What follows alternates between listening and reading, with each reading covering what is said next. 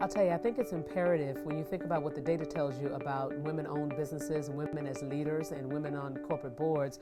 There's a multiplier effect for those companies that have women on the boards, and there's certainly a multiplier effect for our economy with women-owned businesses and women-led businesses. So I think the thing that companies can do, obviously, is to create a pipeline and to promote that pipeline of women in leadership positions. When they're looking for board members, aggressively look for women board members, as they do, broadly, all of their board members. And I think with respect to government, one of the things that government can continue to do is to make sure that they expand the contracting opportunities for women-owned businesses, because those are lucrative contracts which will allow those companies to grow, which will allow the families that are employed by those companies to grow. And again, as I said, there's a big multiplier effect. Well, I'm really pleased to be the new chair of the National Women's Business Council. And while I can't tell you the number one priority, I would like to tell you to think about four things when you think about the National Women's Business Council. Number one, the collection and aggregation and articulation of data around all things as they relate to women-owned and women-led businesses. The second thing is we will certainly be focusing on access to capital for women-owned businesses, access to markets for women-owned businesses, and obviously job creation. Oh, I love this question. Advisors, mentors, and sponsors. I've been talking about sponsors since 1990, and I could not be more thrilled that people are now doing research around sponsorship and writing books around sponsorship using that word, because that word was never used before. People would call it champions and advocates. And so let me walk you through the three that I think are important and why they're different. The advisor is the person that you can ask discrete questions of in any environment. Oh, Martha, can you introduce me to Peter? I'm going to be working for him for the first time. Oh, Jim, can you walk me through the weighted average cost of capital? I'd like to understand how you all do it relative to my old job.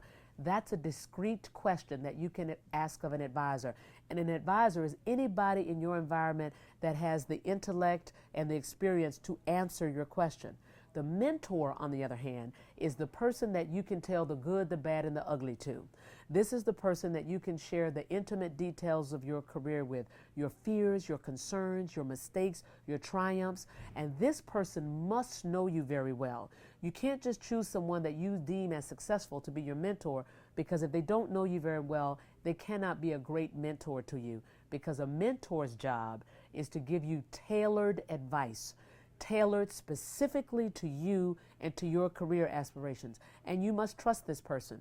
If you don't trust that this person has your best interest at heart, they cannot be a great mentor. They can be an outstanding advisor, but they cannot be a great mentor.